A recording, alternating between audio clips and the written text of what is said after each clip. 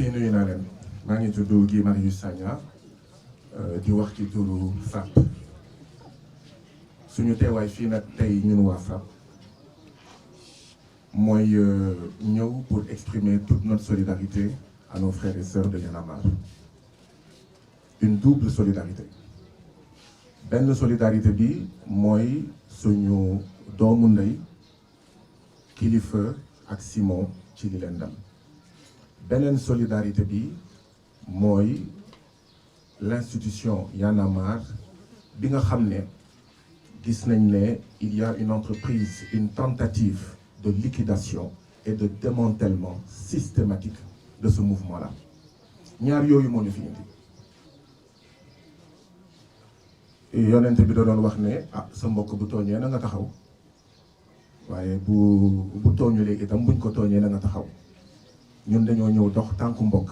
ndaxte waa Y'en a marre suñuy mbokk lañu suñuy doomu ndey lañu man mu am si benn aspect particulier ndaxte 2021 bii li ma toog ak ku mel ni Kilifeu li ma wax ak ku mel ni Kilifeu li ma sekk ak ku mel ni Kilifeu sax sekku ko ak waa Y'en a marre man sax sekkuma ko ak waa FRAPP dem nañ fu nekk ci Sénégal ci 2021 bi xam naa sax ndeysaan dégg naa Macky Sall mu ngi naan lu ngeen di def Guy Marius Sagna parce que ci vidéo bi dégg nañ benn jigéen muy wax Guy Marius Sagna pour wan leen ne Kilifeu ak Simon ak Y'en a marre fu ñu toll ci ñoom ñun ñëpp nag seetaan nañ vidéo yi Sénégalais yëpp seetaan nañ vidéo yi dafa am loo xam ne mënuñu ko weesu pour l'instant tant que justice deful liggéeyam li nga xam ne mënuñu ko weesu mooy lenn rek comme ni ko Y'en a marre waxee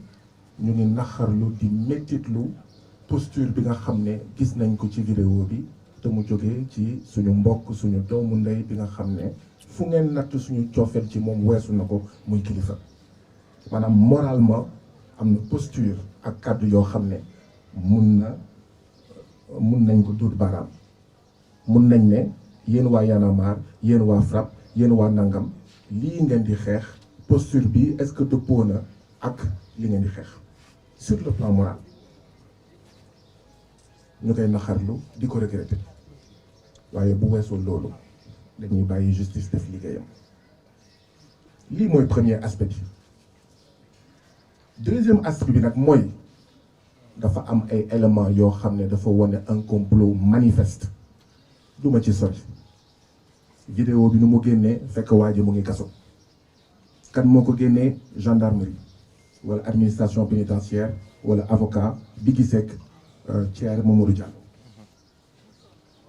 le timing waa Y'en a marre wax nañ ci lan moo tax ñu xaar 45 jours en réalité dafa am beneen affaire mooy li waa ji doon wax quand vous êtes embêté par une affaire vous créez une autre affaire, une affaire dans l'affaire et une autre affaire dans l'affaire de l'affaire. En réalité c'est à ça que sert ce dossier-là, créer une affaire dans l'affaire du trafic de visa et de passeport bi nga xam ne moo éclaboussé Assemblée nationale, créer une affaire dans l'affaire de la cherté de la vie, de la hausse des prix dans ce pays-là bi nga xam ne mais sénégalais yëpp sonn nañ ci. naka la ñuy fexee ba coowal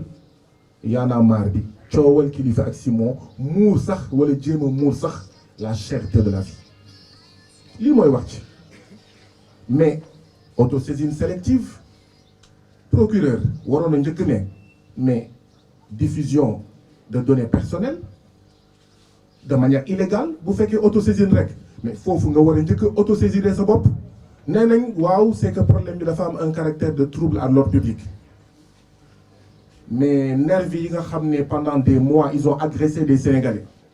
lan moo ëpp doole loolu en termes de trouble à l'ordre public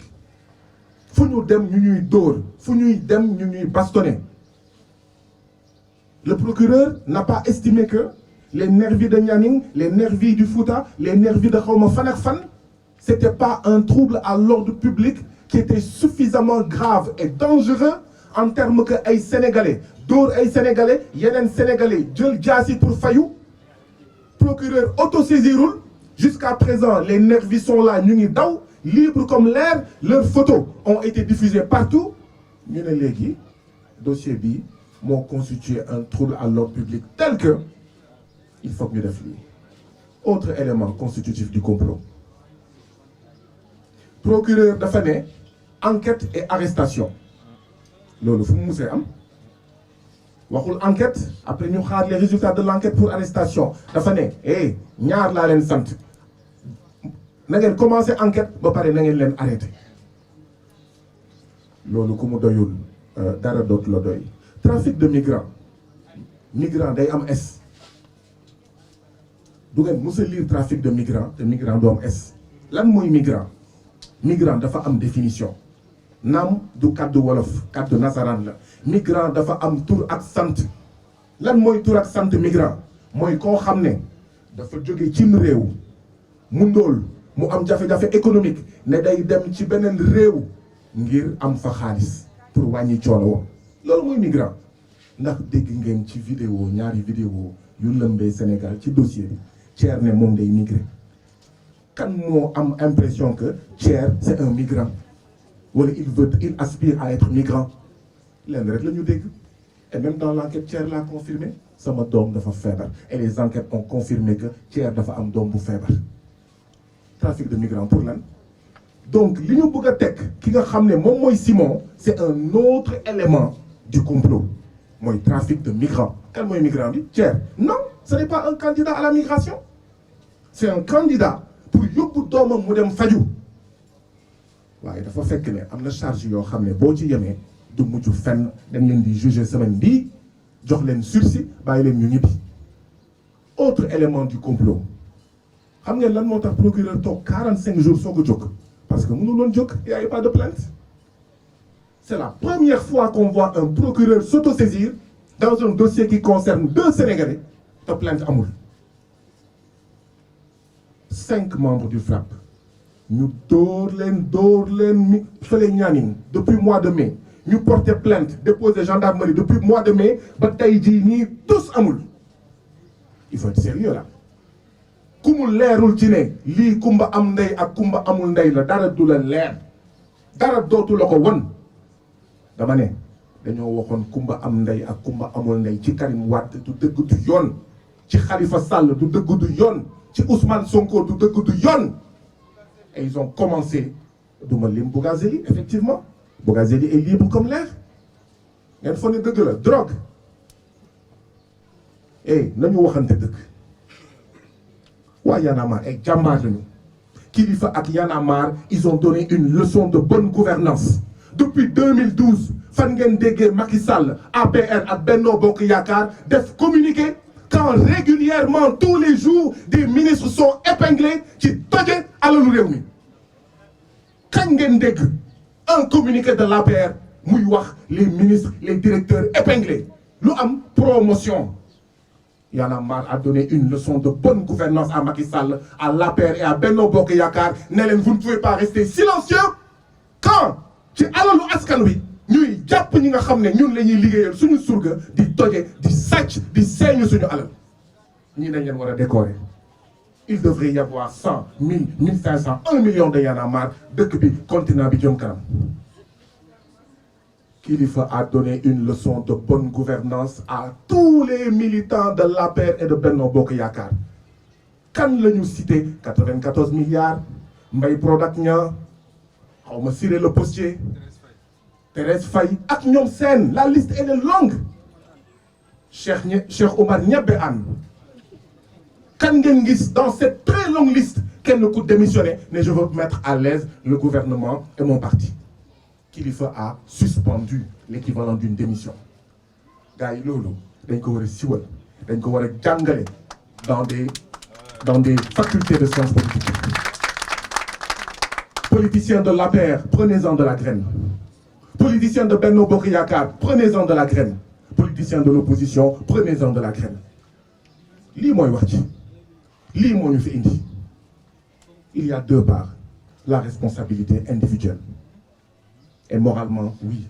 dootuma ci dellu si mais il y a une grande part de complot boobu nag duñ ko nangu tey duñ ko nangu ëllëg man je suis chrétien et après bu ma sawee ci mbedd bi quelle est la presse qui ose dire que l'église est dans la mare? Quelle est la presse man bu ñu ma bettee may saw ci digg mbedd bi qui ose dire l'église dans la mare?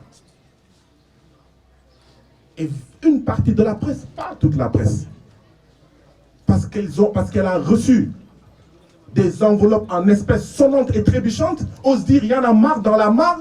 Mais c'est n'importe quoi. C'est de la manipulation. C'est de l'amalgame avec un objectif bien déterminé, liquider et démanteler un mouvement. Du fi amee tey du fi amee ëllëg. dama bëgg Macky Sall xam ne jotewul ak Y en a marre ñun ñëpp la joteel. te di nga xam ne lépp dëgg la. dama ne